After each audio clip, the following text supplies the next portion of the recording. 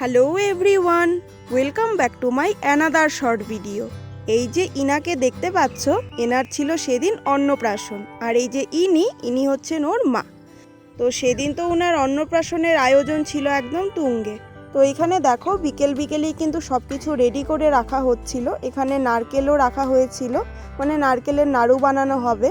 আর মুড়ি খই যেগুলো দেখতে পাচ্ছ সেগুলো দিয়ে তো মাখানো হবে, কলা দিয়ে, দই দিয়ে। আর এদিকে দেখো নাড়ু বানানোর প্রস্তুতি কিন্তু চলছিল। তো অনেকগুলোই মোটামুটি সেদিন নাড়ু হয়েছিল। এখানে দু রকমের নাড়ু ছিল, একটা দুধ দিয়ে বানানো হয়েছিল, আর একটা মানে দুধেরই ছিল কিন্তু ওটার সাথে ভাং মেশানো হয়েছিল, ভাঙের পাতা অল্পটুকু। আর এখানে দেখো রাত্রেবেলায় কিন্তু তোড়জোড় শুরু হয়ে গেছে তখন পুজো দেওয়ার জন্য। আর এদিকে সব আয়োজন করছিল, কাকি এখানে গুড়গুলোও কেটে রাখছিল।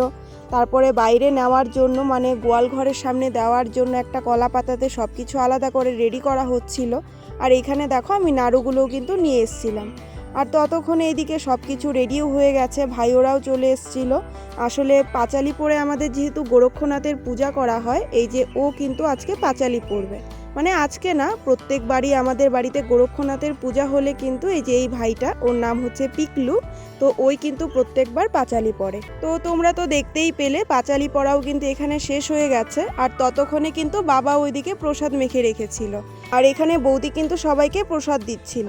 আর আমাদের বাড়ির আশেপাশে কয়েকটা বাড়িতে নেমন্তন্ন করা হয়েছিল, তারাও কিন্তু ততক্ষণে চলেও এসেছিল। আর আমি ছোটবেলা থেকে আমাদের বাড়িতে একটা জিনিস দেখে এসেছি, যে গোরক্ষনাথের পূজা যখনই আমাদের বাড়িতে হয় সবাইকে কিন্তু কলা পাতাতেই প্রসাদ দেওয়া হয়। এনিওয়ে, আজকের ভিডিওটা এখানেই শেষ করছি। দেখা হচ্ছে তোমাদের সাথে নতুন আরেকটা ভিডিওতে। টাটা।